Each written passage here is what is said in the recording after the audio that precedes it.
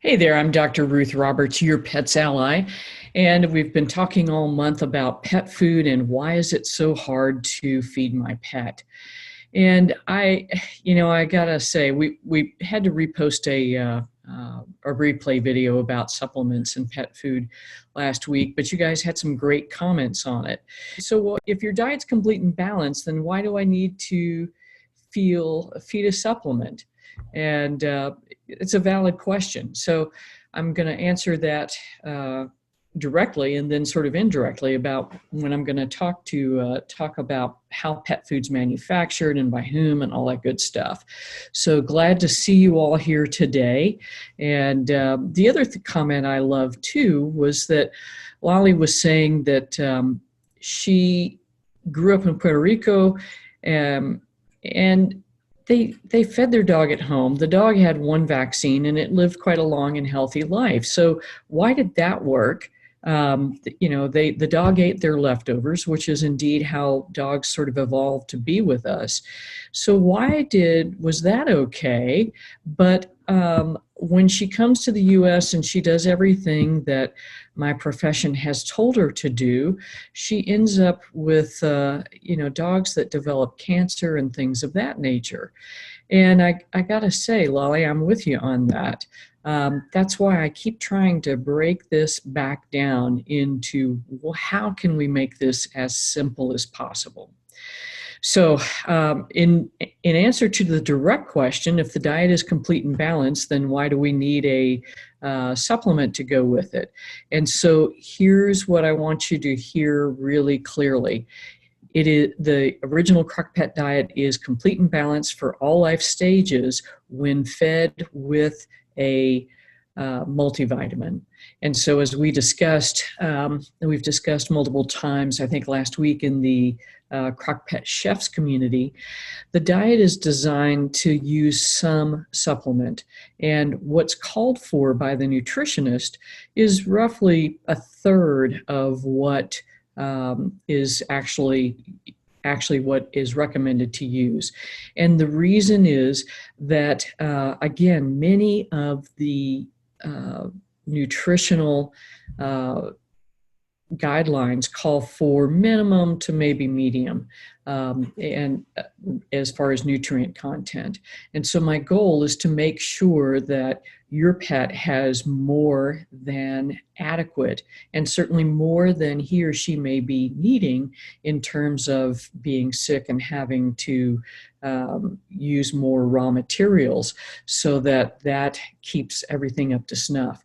So for instance, if you've got some detoxification going on, i.e. there was an infection present or the liver's got some issues, we want to make sure that there are plenty of B vitamins available to help the liver do its work. Now, what's not going to be an issue is toxicity in terms of like excess vitamin D, excess vitamin A, and then zinc and selenium are the other ones that can become toxic for pets too. So we want to make sure that they are getting more than enough of the nutrients they need to carry out very important functions in the body, but not so much that we create issues. So I hope that makes sense. So today what I'm going to be talking about is how is pet food manufactured and by whom? And the thing that the 2006 pet food recall made abundantly clear is that, and I think they've split this up to some degree, but there was literally one plant that was manufacturing almost all of the canned food in 2006 at that first pet food recall. So it's slightly more divvied up, but not really.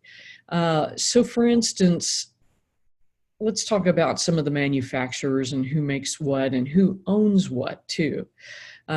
So Diamond makes a great number of brands. So the For Health, which is sold at Tractor Supply, Taste of the Wild, which I find interesting that Dog Food Advisor is now rating very highly, all of the various Diamond brands, Chicken Soup for the Soul, pet food, which may or may not be on the way out, and then Solid Gold some of their brands, some of the Canaday, although much of Canaday is actually produced in their plant in Texas, and then Natural Balance, and then Costco's brand. Now, the reason Diamond is significant as a pet food manufacturer is that they were responsible for the last most awful pet food recall, and that include Wellness and Evo and Core, those brands, which since then has been purchased by a company called WellPet.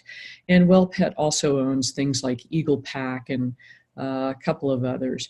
So what I'm trying to get at is that there's a brand that you think is good and safe, and then lo and behold, it's not so great. And Diamond had significant issues as far as salmonella, and in fact, they had to shut down their plant in South Carolina because they simply could not get the processing equipment clean.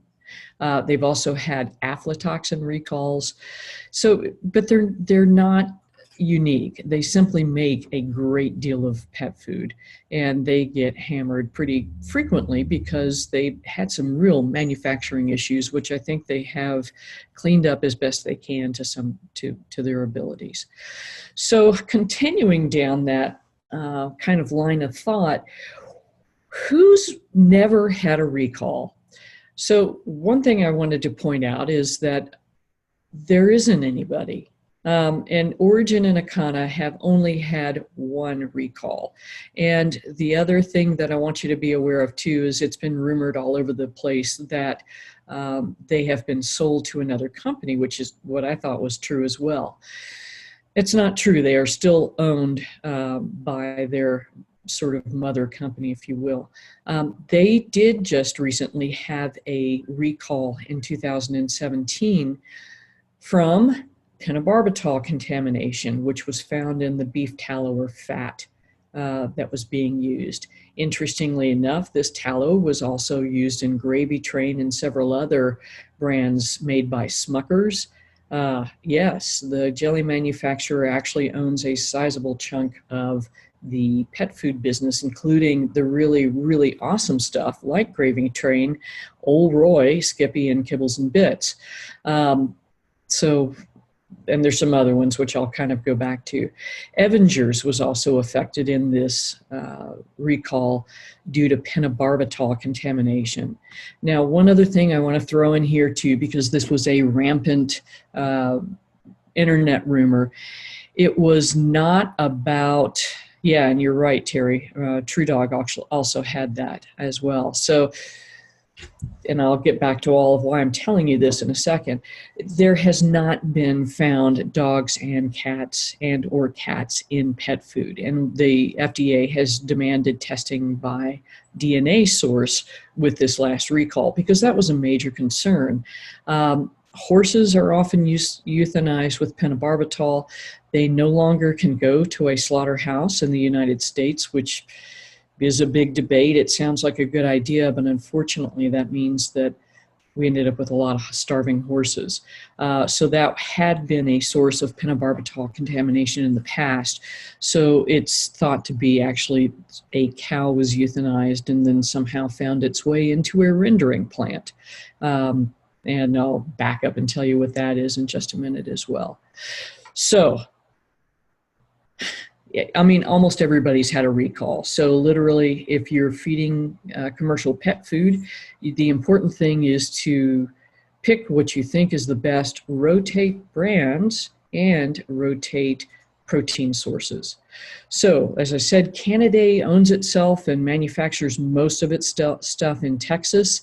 And the thing that's confusing is they keep moving around as to who jobs out work for them. So for instance, Diamond in the past jobbed for Canaday. They may not be doing that any longer after that embarrassment. Canaday may have pulled their stuff back. Now, who owns what? Purina is owned by Nestle. So, Purina is Purina One, and they actually have some sort of up-leveled brands that Dog Food Advisor is also rating pretty highly. But Nestle also owns Baker's, Baker's Complete, Bonnie, Castor and Pollock, Chef Michael's Canine Creations, Felix, GoCat, Gourmet, Lucky Dog, Merrick, Mon Petit, Pet Life, Supercoat, Tidy Cats, Total Care, Whole Earth Farms, and Win-A-Lot, which I'm not familiar with. So that's a lot. And those are brands that I would not have associated with Nestle. And in fact, I think you would have to hunt pretty hard to find that Nestle insignia on Merrick and things like Castor and Pollux. Now, Well Pet owns Wellness, Old Mother Hubbard, Eagle Pack, and Core, if they're still making that. It's privately held, so they've got more control. Mars, so M&M's, right? Mars candy bars, they own actually a lot of pet care. So they own these food brands, Iams, Eukanuba, Caesars, Pedigrees, Waltham, Royal Canin, and incidentally, Banfield Pet Hospitals and Blue Pearl Pet Hospitals. Now, a few years ago, Procter & Gamble divested themselves of all their pet food business and sold it to Mars. Solid Gold is its own entity. Yeah, Sherry, I'm starting to wonder about that. Dog Food Advisor has been a very, had been a really good source of information, but it's interesting. But on the other hand, too, these companies are responding to what consumers want. So it's possible that they have cleaned things up significantly. They recognize that they have to do that. So yeah, so here's another set of stuff. So Solid Gold is its own thing. Again, Diamond is or was jobbing out some of its products, meaning they make the products for them. And then General Mills owns Blue Buffalo. Hills is owned by Colgate Palmolive. Now, here's where I want to start tying some of this stuff together. So Fromm, I think, is still independently owned. Again, it's had recalls as well, but just kind of keep picking through stuff. And guys, I went through and looked at what was the top 10 brands, both on Amazon, on Dog Food Advisor, and kind of like, okay, this is mostly what people are buying. So I want to get this info out to you. I'm sure you can do research and trace it back to who owns what and where they're manufacturing, but the manufacturing piece is really hard to find. And then Smucker's also owns Nutrish, which is actually now highly rated by Dog Food Advisor, Meow Mix, Natural Balance, Milk-Bone, Kibbles and Bits, as I mentioned earlier, Nature's Recipe, Dad's Local Family Farms, and AgriLemon, which is another big, sort of like ConAgra. It's not near as big as ConAgra. Yeah, exactly, April. But it's a big company. They own Nature's Variety and Instinct. So what I'd like to try to tie together for you is in earlier part of this year, Hills had a massive recall due to excess vitamin D. And they drugged their feet and wouldn't test. The FDA required that they test. They finally did, and lo and behold, they actually had a lot of stuff that was contaminated with excess vitamin D. So how does that happen? And interestingly, there were several other brands that were having the very same issue. So how does it happen? So like the beef tallow incident, there is a supplier, and here's the info from the FDA on Hill's recall. There's a supplier that supplies many of these companies. So we had the recall in Akana and Origin, and the same recall in Gravy Train and Avengers. So what does that mean? Well, you can go back and look at those recalls and see that they are traced back to the same manufacturer. And so what that means is that all of these brands, whether it's Gravy Train, which you're paying, I don't know, $25 a bag for, or Origin, which somebody told me that it's up to something like $125 for a 16-pound bag of food, which is like, wow, that's crazy. At any rate, so they're all using the same materials from the same source. Is that what they promised you for that bag of food that's so hideously expensive? I don't think it is. Same thing happened with Hills. They used a premix company, and what a premix is the vitamins and minerals and things that you're going to mix in with the food ingredients to make this diet complete and balanced. Well, there were a bunch of other companies that were using the same premix company. This is how the recall in 2006 happened. There was a particular fractionated piece of wheat that wasn't even wheat middlings. I can't remember what they call it now, but it was contaminated with melamine, which China had added illegally to increase the protein content of that chunk of wheat. Well, guess what? That particular substance showed up in something over 30 different brands in multiple versions of or types of food within that brand. So this is a problem in our own food supply. We are, two years ago, there was a diced onion recall from a manufacturer, from a hub, basically. And then the next week, it's Whole Foods is having their butternut squash soup recalled and several other things. And then Trader Joe's and then Kroger and then Harris Teeter.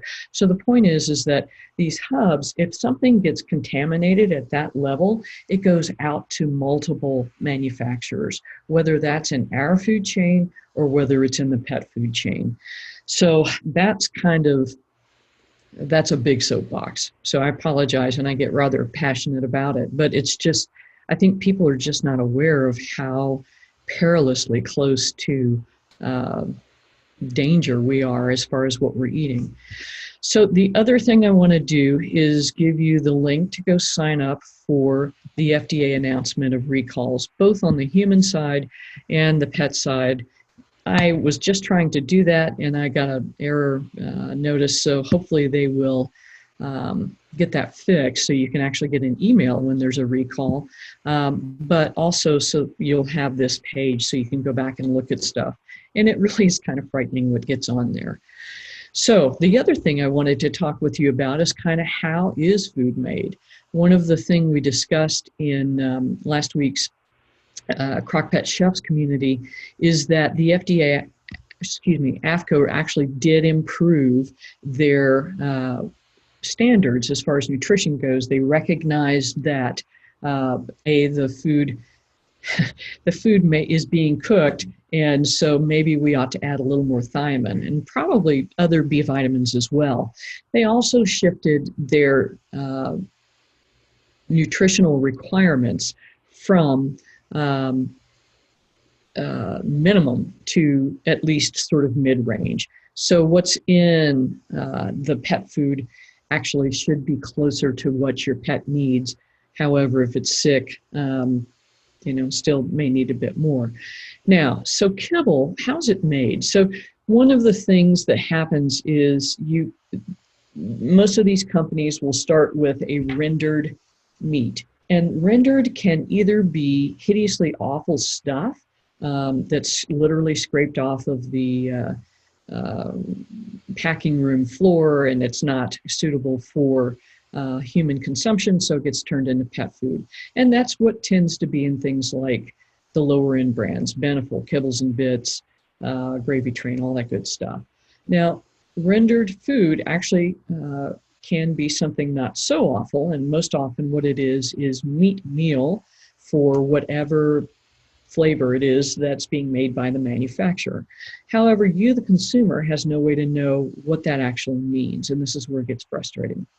So anyway, what happens is all the proteins, the fats, the grains, the whatever veggies they're going to use, and the vitamin premix sort of come into the plant, and they grind up the individual ingredients down to the desired texture.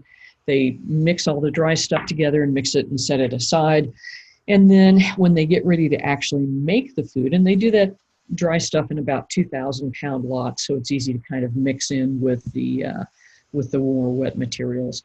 So when they get ready to make it, they mix it all up, the meats, the fats, and then this dry stuff that's been kind of processed together. It's kind of like bread. It gets kneaded and kind of mixed up and then passed through a little tube to the desired size and shape of the kibble. It's then dried and then cooled, which means there's quite a bit of heat that gets used to bake this stuff, basically.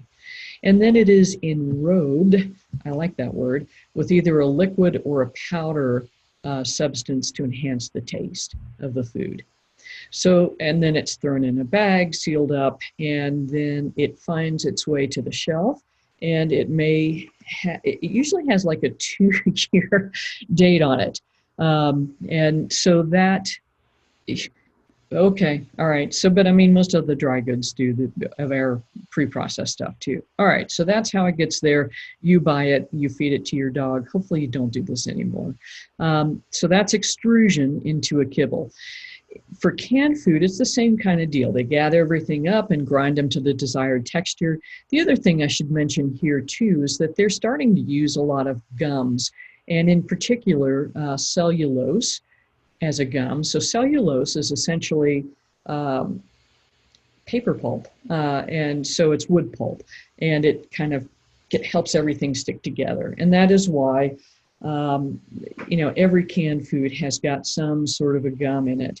I mean, it's insane. If you go to buy heavy cream, it all has gums in it now, because I guess we don't know how to shake things up anymore. I don't know. Some of the local farms don't, thankfully, but that's hard to find. And then, for instance, hot sauce has gums in it. So I guess consumers want stuff to be sort of like it's mixed all the time, and we don't want it to fall apart. And so texture has become a huge thing in pet food as well.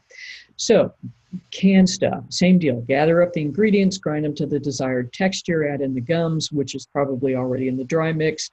Mix it all together, cook it, fill the cans up and seal them, and then sterilize the cans. So basically, it's like the canning. The way to can years ago was to immerse the cans in a bath of water. And I think they have something that anyway, they're pumping out thousands of cans a day. So they've got a quicker way to do that than the old fashioned way. So that's how you get canned food. And then commercial raw food is mixed and portioned into nuggets, cubes, blocks, whatever it is. Many of them are pasteurized. So again, heat treatment to help knock the germs back. And freeze-dried options are also available in raw. Same deal. They are, even with freeze drying, it will eliminate some of the nutritional value, though not as much as other methods. And then evidently it does not kill bacteria. So that's kind of briefly how pet food gets made. And you guys, I cannot tell you how heartwarming it's been to see these comments rolling through. So thank you for all of this stuff. So I know there's a couple of questions in here, and I will roll through them and answer them for you as best you can. If you've got more, just keep them adding. But that's kind of what I wanted to get across to you today, is that our own food chain is fragile. Pet food chain is fragile. It is controlled by several major manufacturers, with the exception of companies that have been able to maintain their independence. So Origin and Akana still are. Canada is independent. I Am Love and You or something like that. Anyway, they're out there. So when you look at something, look for resources. And this is what we're going to talk about next month. How do you know what is the truth? And it gets tough, unfortunately. So anyway, if you're going to feed dry food, canned food, and we all have to sometimes, just do your research as best you can, see who owns the company, and then check their recall history. Everybody's going to get recalled at some point, because the FDA is frankly targeting dog food because so many humans got sick from salmonella from it. So it is going to happen. The thing is how did the company respond to the recall notification, and how did they work to make it right for their customers? So there we go. So let's roll through some questions here. And how often should one deworm pets? And Felix, I would say that unless you're in an endemic area, or your pet's had some exposure as an adult dog, or cat, then probably not very often unless you're seeing tapeworms pop up. For puppies, I do recommend deworming simply because a fecal test for parasites is only about 11% sensitive, meaning it will only pick up about 11% of true infections. Beth's asking about probiotics every day. And Beth, I think it depends on your pet. I would use a really high dose one. And April's got a question about 400 billion CFUs. So my general recommendation is to use a high dose product. In April, typically I'm using around 50 to 100 billion CFUs as a dose. And so what I would do is start with a daily dose of 2 weeks if your pet is well and you're just trying to prevent things from being an issue, and then redose once a week or so.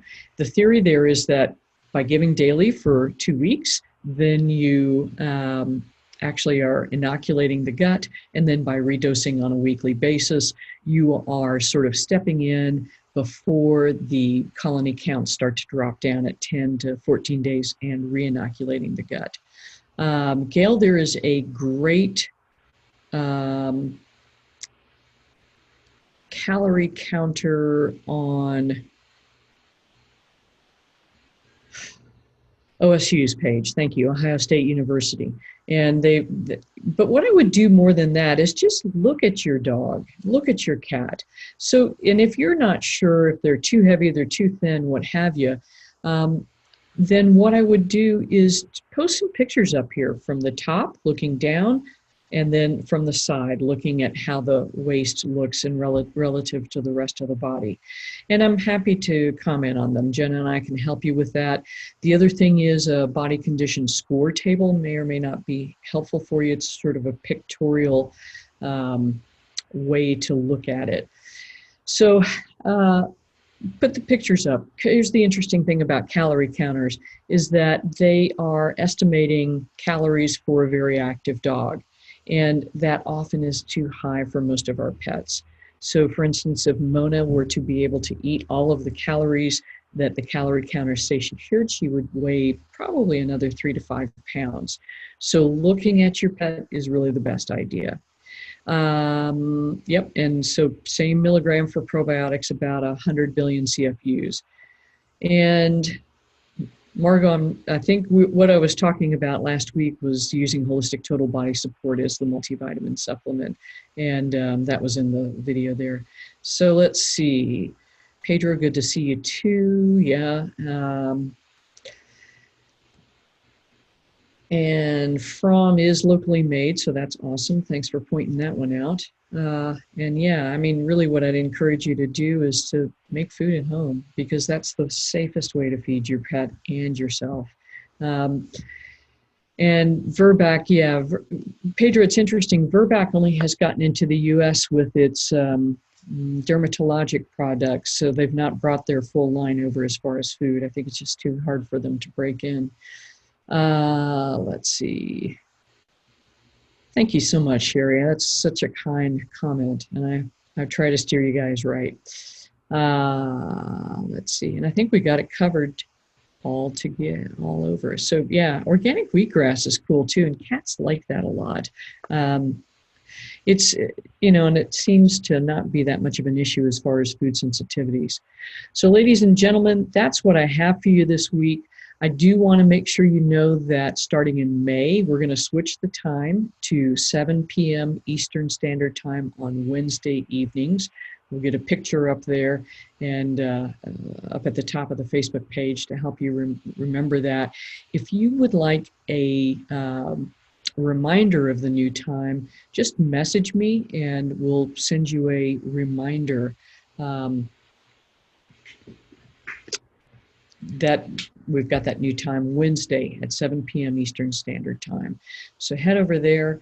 And then if you're not already feeding the CrockPet Diet, then I really, really can't encourage you enough to look into this. It came about from me learning how to feed myself properly to get rid of inflammatory disease. So until the end of the month, we'll have it on sale for 50% off.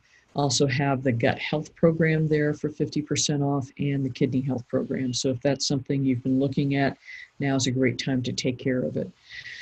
So that's truly what I have for you this week. We will see you next week, Wednesday at 7 p.m. Eastern Standard Time. Until then, remember, your pet's best health starts in the bowl. I'm Dr. Ruth Roberts, your pet's ally.